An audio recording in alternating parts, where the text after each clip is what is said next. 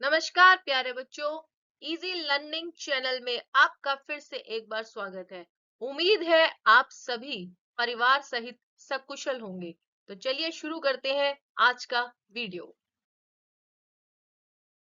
आज की वीडियो में हम करने वाले हैं कक्षा 3 की पुस्तक वीणा पाठ मित्र को पत्र।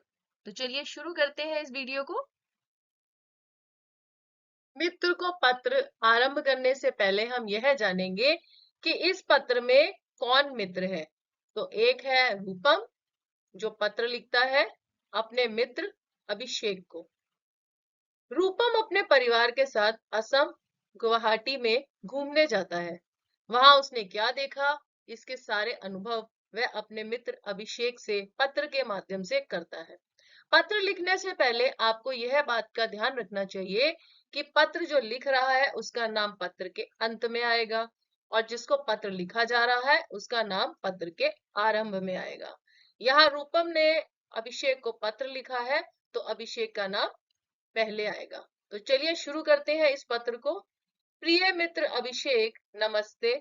रूपम ने अपने मित्र को नमस्ते किया और क्या कहा, आशा है कि तुम और परिवार में सभी सकुशल होंगे और गर्मी की छुट्टियों का आनंद ले रहे होंगे।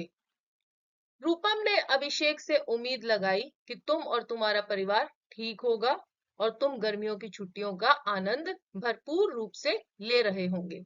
तो आप भी गर्मियों की छुट्टियों का आनंद लेते हो। किस प्रकार से लेते हो? कभी झूला झूलते हो, कभी क्रिकेट खेलते हो, कभी टीवी के आगे अपना मनपसंद कार्यक्रम देखते हो, या रोचक कहानियां पढ़ते हो पुस्तकों में, या फिर अपने परिवार के साथ किसी यात्रा पर चले जाते हैं। अब आप जिस राज्य में रहते हैं वहां के ऐतिहासिक स्थलों की यात्रा कर सकते हैं, अपने ज्ञान में वृद्धि कर सकते हैं। यदि आप आगरा में रहते हैं तो आप ताजमहल देख सकते हैं। यदि आप दिल्ली में रहते हैं तो इंडिया गेट, लाल किला देख सकते हैं, लोटस देख सकते हैं, इस्कॉन टेम्पल देख सकते हैं। यदि आप हैदराबाद रहते हैं तो चार मीनार भी देख सकते हैं। तो आप यात्रा के माध्यम से अपने ज्ञान में वृद्धि कर सकते हैं।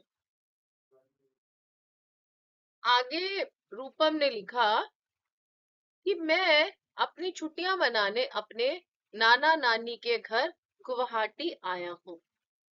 तो उसने लिखा कि मैं तो अपनी छुट्टियां बिताने व्यतीत करने नाना नानी के घर आया हूँ जो है गुवाहाटी में। अब गुवाहाटी भारत के पूर्वोत्तर, पूर्वोत्तर कौन से होते हैं? जहां पूरब और उत्तर दोनों प्रदेशों की बात की जाए वो होते हैं पूर्वोत्तर प्रदेश। अब उन्होंने लिखा गुवाहाटी भारत के पूर्वोत्तर प्रदेशों का क्या है? प्रवेश द्वार। प्रवेश द्वार यानी कि एंटर करने का द्वार, गेट। अब कहाँ एंटर करने के लिए? पूर्वोत्तर प्रदेशों में। तो अगर हमें पूर्वोत्तर प्रदेशों में एंटर करना है, जाना है, तो मुख्य द्वार कौन होगा? गुवाहाटी।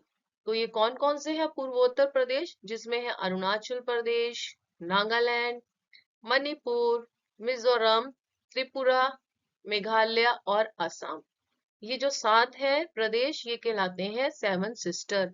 और यहाँ आप देख रहे हैं सिक्किम, ये है इनका भाई। तो 8वां हुआ सिक्किम। अब इन पूर्वोत्तर प्रदेशों में जाने के लिए हमें गुवाहाटी से ही होकर जाना होता है, इसलिए इसको प्रवेश द्वार कहा जाता है। यह एक बहुत सुंदर विशाल महानगर है। विशाल का मतलब क्या है? बड़ा। और ब्रह्मपुत्र नदी के तट पर स्थित है। तट किसे बोलते हैं? किनारे को। कहाँ स्थित है गुवाहाटी? ब्रह्मपुत्र नदी के तट पर स्थित है। अब इन पंक्तियों से हमारे बहुत से प्रश्न बनते हैं। पहला बनता है कि भारत के पूर्वोत्तर प्रदेशों के नाम बताइए। तो आप ये 7 बता सकते हैं। पूर्वोत्तर प्रदेशों में मुख्य रूप से कौन सी नदी बहती है? तो आप बोल सकते हैं ब्रह्मपुत्र नदी। आप बोल सकते हैं पूर्वोत्तर प्रदेशों में जाने के लिए हमें कहां से होकर जाना पड़ता है? आसाम के गुवाहाटी के। आसाम के गुवाहाटी को और क्या कहा जाता है? भारत के पूर्वोत्तर प्रदेशों का प्रवेश द्वार। और हम कह सकते हैं कि रूपम के नाना नानी का घर कहाँ था? आसाम के गुवाहाटी में। ठीक है।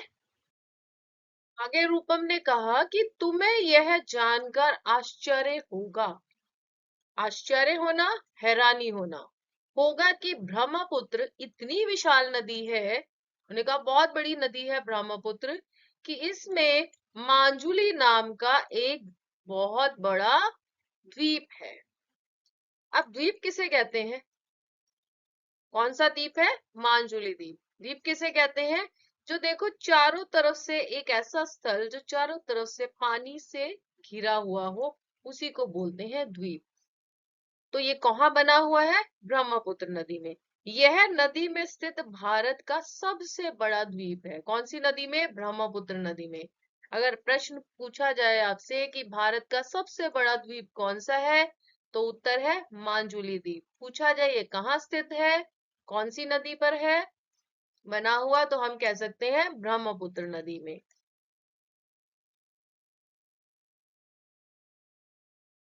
मांजुली में असम के विश्व प्रसिद्ध वैष्णव मठ सत्र में हमने सत्या नृत्य देखा। यह भारत के शास्त्रीय नृत्यों में से एक है। विश्व प्रसिद्ध मतलब संसार में मशहूर। वैष्णव भगवान विष्णु और उनके अवतार, राम अवतार, कृष्ण अवतार को मानने वाले जो भक्त होते हैं, उनको ही वैष्णव कहा जाता है। अब ऐसा क्या बना हुआ है वहां पर? मठ, जहां पर साधु सन्यासी रहते हैं, उनके रहने का स्थान है। वहां पर वह भगवान विष्णु जी की आराधना करते हैं, पूजा अर्चना करते हैं। अब वे पूजा अर्चना किस माध्यम से करते हैं? वह नृत्य के माध्यम से करते हैं। कौन सा नृत्य है? सत्या नृत्य। इस तरह से अब देखिए, जो मठ है वैष्णव मठ, वो एक बड़ा आंगन होता है। इस तरह से जो मठ होता है, इसमें सभी साधु संत जो हैं, वो जो वैष्णव भक्ति को मानने वाले हैं, वैष्णव भक्त हैं, वे वहां रहते हैं और वहां पर विष्णु जी की आराधना करते हैं। यह भारत के शास्त्रीय नृत्यों में से एक है। कौन सा नृत्य? सत्या नृत्य। भारत के शास्त्रीय नृत्य कुल 8 हैं, जिनमें से एक सत्या नृत्य भी है।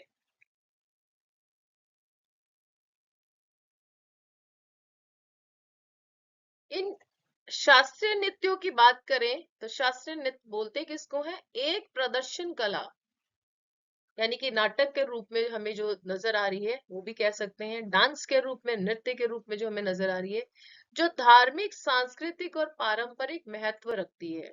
अब इसमें वो क्या करते हैं? नृत्य के माध्यम से भगवान कृष्ण के या भगवान विष्णु के, राम अवतार के अलग अलग नृत्य प्रस्तुत करते हैं, झांकियां प्रस्तुत करते हैं। ठीक है। आप देख सकते हैं इस तरह से ये जो कार्यक्रम आयोजित किया जाता है, यह मठ के आंगन में ही किया जाता है।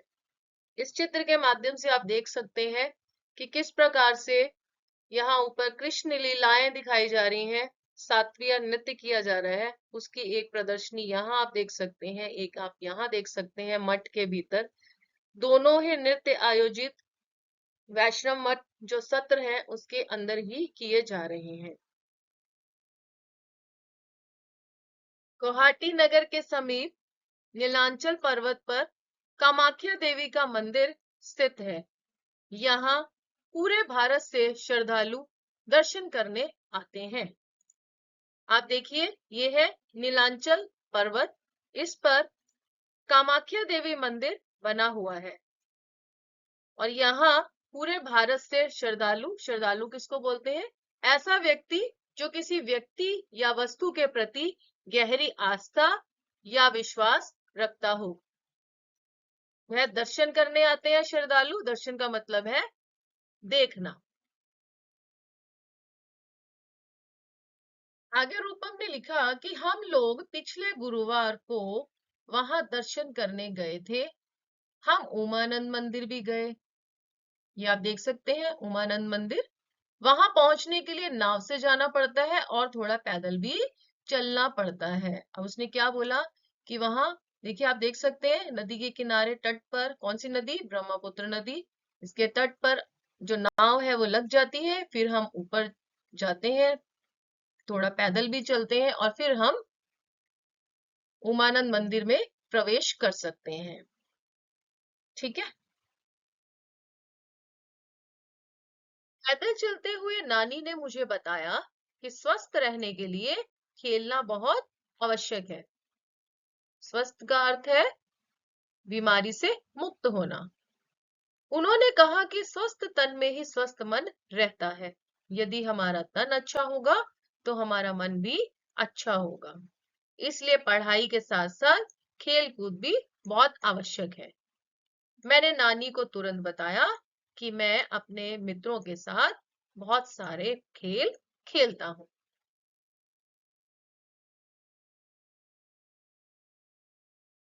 रूपम ने कहा, हम लोग कितने आनंद से खेल खेलते हैं। कौन कौन से? खो खो, पिट्ठू, क्रिकेट, फुटबॉल खेलते हैं। खेल की बात सोचते ही मुझे तुम्हारी याद आने लगी। अब रूपम को जैसे ही ये सारे खेल याद आए, साथ ही साथ उसे अपना मित्र अभिषेक भी याद आने लगा। अब उसने क्या बोला आगे? मैं तुम्हें यहाँ के बहुत सारे अनुभव सुनाना चाहता हूँ। अनुभव, एक्सपीरियंस, जो जो उसके साथ हुआ, व्यतीत किया, अच्छा बुरा, वह सब बताना चाहता है। अब उसने क्या कहा? जल्द ही लौटूंगा, यानी कि हम जल्दी ही मिलते हैं जब हम वापस आ जाएंगे। शेष, शेष मीन्स बाकी, जो भी है वो अच्छा है, शुभ है।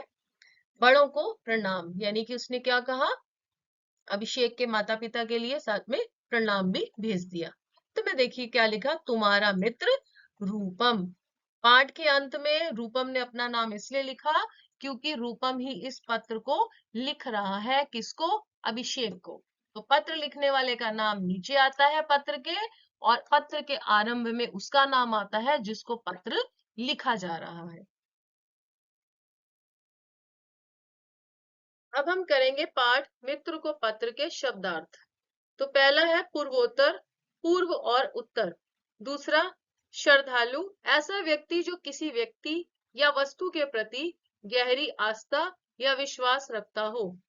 तीसरा, स्वस्थ, बीमारी से मुक्त होना। चौथा, वैष्णव, भगवान विष्णु या उनके किसी अवतार जैसे कृष्ण और राम का भक्त होना।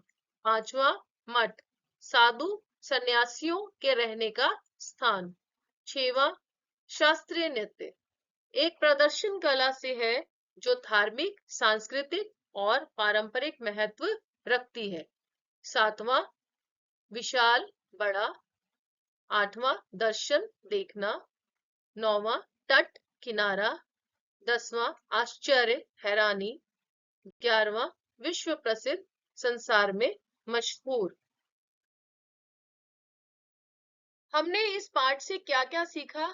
चलिए देखते हैं। पहला हमने सीखा गुवाहाटी की जानकारी, जिसमें हमें यह पता चला कि गुवाहाटी असम में है और यह पूर्वोत्तर राज्यों का प्रवेश द्वार है।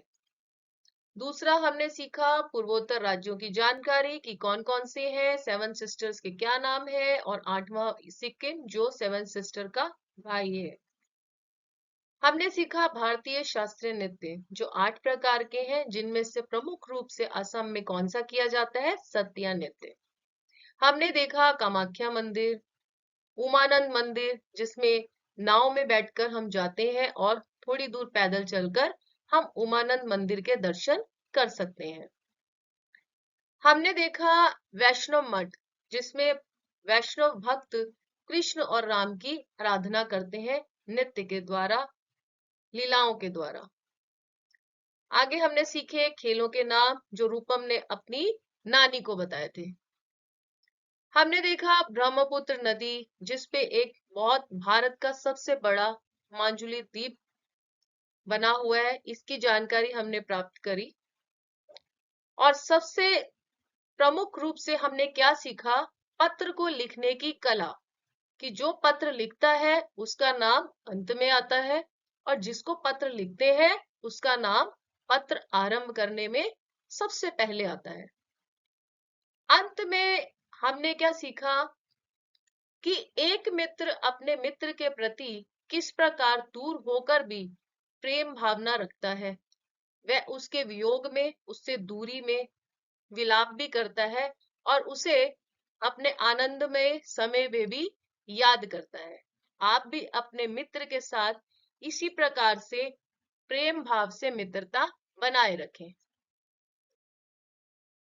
उम्मीद है बच्चों आपको यह पाठ समझ आया होगा। मैंने कठिन शब्दों के अर्थ बताने का प्रयास किया है और चित्रों के माध्यम से इस पाठ को सरल तरीके से प्रस्तुत करने का भी प्रयास किया है, ताकि आपको यह पाठ पूर्ण रूप से समझ आ सके। आपको यदि यह वीडियो अच्छा लगा है तो आप मुझे कमेंट बॉक्स में लिख सकते हैं। मुझे अच्छा लगेगा यदि आप कमेंट्स करेंगे और मुझे बताएंगे कि आपने इस वीडियो के माध्यम से इस पाठ को कितना सीखा और कितना ज्ञान प्राप्त किया। साथ ही मेरे वीडियो को लाइक करना और शेयर करना मत भूलिएगा और मेरे चैनल को अगर आप नए हैं तो सब्सक्राइब जरूर करें। फिर मिलेंगे, तब तक के लिए नमस्कार।